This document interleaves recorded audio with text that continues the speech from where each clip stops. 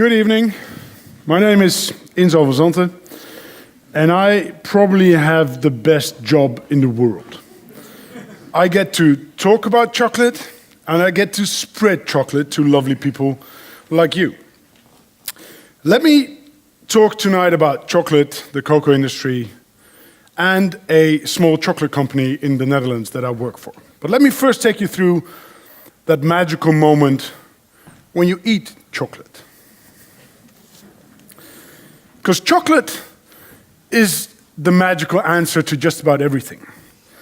You had a horrible week, your dog ran away, you had horrible grades at school, chocolate fixes everything. You had a great week, your dog got puppies, you had good grades at school, chocolate is right there to celebrate with you. So, that magical moment, you take off the wrapper, shiny chocolate is just whispering your name, and you break off a piece of chocolate, put it in your mouth, and it melts in your mouth, and everything is perfect, right? It's that magical me moment, ultimate happiness. Your day is great, your life is great. The last thing you want at that moment is to be confronted with the misery, the dark side of chocolate, of the kids that are forced to work in the cocoa industry to make that chocolate for you. And in the next 10 minutes, 15 minutes, well, I have good news for you. You're going to go home with chocolate. But the chocolate comes with a price, because I'm going to tell you about the cocoa industry. I'm going to make you responsible. So if you don't want to be responsible, leave now, but leave your chocolate too. This is how the value chain of chocolate looks. Cocoa grows on trees that love to grow around the equator. So there's a little bit of cocoa from Asia and a little bit in Central and South America, but the biggest majority of cocoa comes from Western Africa, from millions of little farms in Western Africa. That's the one side of the cocoa industry. The other side of the value chain is you and I, who just love to eat a bar of chocolate every day, right? Billions of consumers like you and I. In the middle, there's only a handful of companies that produce chocolate from those cocoa beans. And that's exactly where the problem is, because this handful of companies just have the whole value chain in their hands. And they keep the price of cocoa low, inhumanly low in our opinion. Because of a bar that's sold on average for $2.65 in the stores, only 12 cents reach the farmer that actually grows the cocoa. And this farmer on average grows about 1,000 kilos of cocoa beans per year, for a price last year of €1.30 per kilo. So that's only 1,300 euros per year. With a wife and on average 4 kids, these families live well below the poverty level, well below the poverty level. And we think this value chain is very unequally divided. So how does that look? From just 2 countries in Africa, Ivory Coast and Ghana, comes about 60% of all cocoa from the whole world. This is grown on about 2.5 million farms, small farms, no large plantations, small farms normally.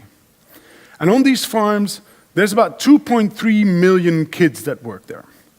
And we don't really mind if these kids get to go to school and come home, pick up some cocoa beans, put them in a basket, and just help mom and dad with running the farm. Unfortunately, that's not reality, because 90% of these kids work under illegal circumstances. They are working with chemicals, with machinery, tools that are way too big for them, or they can't go to school. And in worst case, there's about 90,000 kids that are working under forced labor conditions. They are robbed from their parents, sold off as slaves, and don't get to go to school. I want to introduce you to a couple of these kids. Je suis Kamsame Félix, j'ai 16 ans. J'ai travaillé dans une plantation de cacao de 1999 en 2003. Cacao, 1999 en 2003. On m'a pas payé. On m'a forcé de travailler. Je n'étais pas payé. J'étais forcé de travailler. J'étais forcé de travailler. Je n'avais pas la liberté pour quitter l'école. Et puis on vous laisse jamais causer entre parents. Si on te voit causer avec ton parent, bon, on te tue ou bien tu te mates très bien là et puis on te fait changer de compte. So in 2001, there were two American senators, Senator Harkin and Senator Engel, that realized if there's only a couple of companies in the middle of that value chain that control the whole cocoa industry, we can easily fix the problem, right? So they asked the CEOs of these companies to put their signature under the Harkin-Engel protocol that would eradicate the worst forms of child labor in the cocoa industry. These CEOs signed it in the name of their companies, but also in their own personal names. Unfortunately, this was a so-called non-binding agreement, and that's where the problem was. So in 2005, there was a Dutch television show called Keuringsdienst van Waarde, a television show that is an investigative reporter, and they look into the reality behind marketing. And Teun van de Keuken from the Keuringsdienst van Waarde wanted to see how progress was going in the Harkin-Engel protocol. And he realized nothing had changed, and nothing had been done. So he tried to get in contact with these cocoa factories, and none of them wanted to speak to him. So Teun van de Keuken is kind of guy that gets angry within about 3 minutes. So you can imagine how angry he was when he was outside of the factory of Callebaut for about 2 hours, and nobody wanted to talk to him. And he went to the headquarters of Nestlé, and nobody wanted to talk to him. Now, this is a television reporter, and without television footage, he can't make a television show. So Teun thought of something smart. He bought chocolate bars from about 10, 15 companies, of which he was sure there was slavery in the value chain somewhere.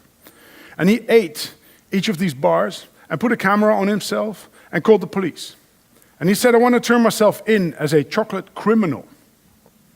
It was quiet on the other end of the line. And he said, why? Because according to Dutch law, if I know of criminal activities in a value chain and I buy something, I'm responsible. It's called fencing. If you buy a stolen bicycle in the streets and you know it's a stolen bicycle, you're responsible. They didn't take him seriously. So Teun got himself prosecuted by a court of law. At least he tried to. And he got one of these boys as a witness to Holland. And unfortunately, in the court of law, the judge said, I can't prosecute you. Why? First of all, I'd have to put every Dutchman in jail because we all eat chocolate. And two, I can't prove the direct relationship between the beans that were picked by Co Herman and the bars that you ate. So Teun decided, then I'm going to change the system from within. And I'm going to start my own chocolate company. And he started Tony's Chocolonely. Tony, the international name of Teun, and Chocolonely for his lonely fight in the chocolate industry. And he made the first 5,000 bars of Tony's Chocolonely with fair trade chocolate in an alarming color, the red color. That's for the people who are always so angry that we put milk chocolate in a red wrapper. That's the reason. And a small company was launched, Tony's Chocolonely, a small company, but with a huge mission to not only make our own chocolate 100% slave-free, but to make all chocolate worldwide 100% slave-free. And we're a small company, but recently we've become the biggest chocolate maker in the Netherlands, but we want to go international to increase our impact even bigger. Now, we love this quote from Anita Roddick, the founder of The Body Shop, who died way too young. And she always said, if you think you're too small to make a change, just try to share your room with a mosquito. We're the mosquito in the chocolate industry. We're buzzing and stinging anywhere we can. And consumers are starting to move with us to buzz and sting. Now, our mission is huge, 100% slave-free chocolate worldwide, and very complex, but we try to put it in a simple roadmap.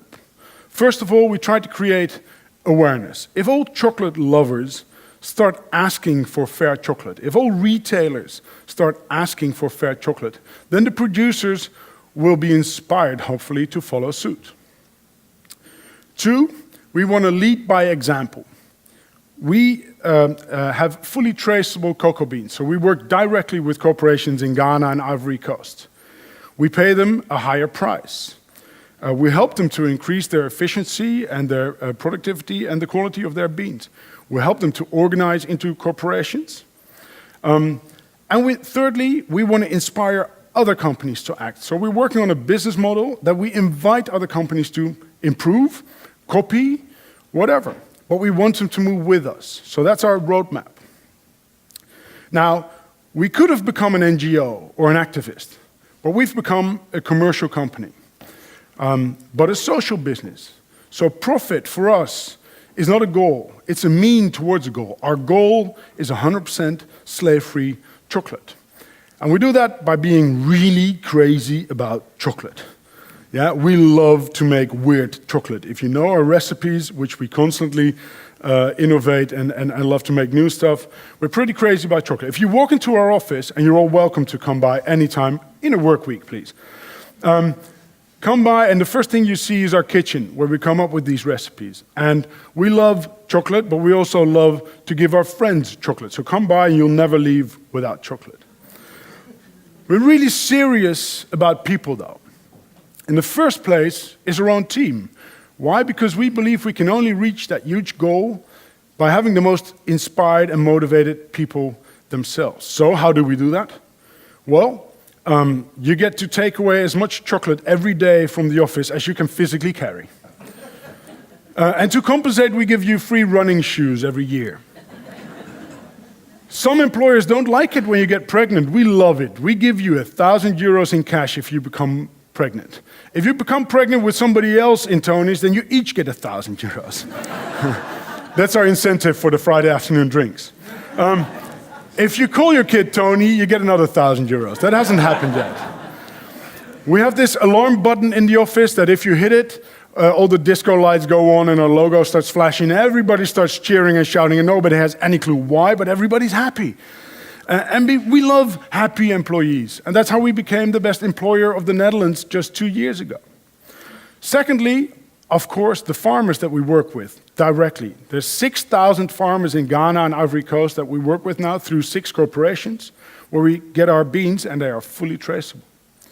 Third are our consumers, people who eat our chocolate. If you call us, you don't get some kind of weird switchboard. You just get to speak to Sophie or Paul. And if Sophie or Paul are busy, then all the phones in the office go off because we want to talk to our consumers. We don't have business cards, we just give our bars to people. The phone number is on the back. Fourth are our customers. So the supermarkets like Albert Heijn and Bar and Wereldwinkels and Nationale Postcode Loterij. And fifth, the people that make our chocolate. So Callebaut, who makes the couverture, Kim and Althea, who make our bars, and the people who make our wrappers. Now, if you hear this story about how unequally divided the whole chocolate industry is, isn't it strange that for the last centuries, all chocolate bars were always made in these boring, square, equal blocks, with sometimes even the brand name on each and every block in case you would forget what brand you were eating? We thought we'd change that. Now, there's not any market research that you can do that tells you that it's a great idea to make your bar unequally divided. And trust me, the consumers didn't really like it either in the first few weeks. We got so many complaints, inbox was spilling over, internet was exploding. An example was this mother who said, "My kids used to live in perfect harmony." And trust me, I have 2 little kids, 8 and 10, and there's enough chocolate in my household, but still they're always bickering on who has the biggest piece of chocolate. So we always give them a piece of advice. Just give them each a bar of chocolate, then you're done. But we fixed it by calling all these people and explaining why we made our bar unequally divided. Because this chocolate bar of ours tells the story of the whole cocoa industry in its purest form. So it's just a discussion piece. You put it on your table and people will talk about it. Because we don't do any advertising. The bar is our advertising. Now, something that most people don't know is that we hid the map of Western Africa in our bar. And there's a nice little story there, because this is Ivory Coast, Ghana, and then on the right there's Nigeria and Cameroon, and in the middle there's 2 countries, Togo and Benin. But we love whole hazelnuts, and they wouldn't fit in either Togo or Benin. So we put Togo and Benin together as one block of chocolate, and we just don't tell this story over there. Now, this is how we believe that we can make chocolate 100% slave-free worldwide. Not just ourselves, but with the help of our consumers and the retailers, we can reach that goal. Now, I told you in the beginning that this chocolate that you're getting tonight doesn't come for free.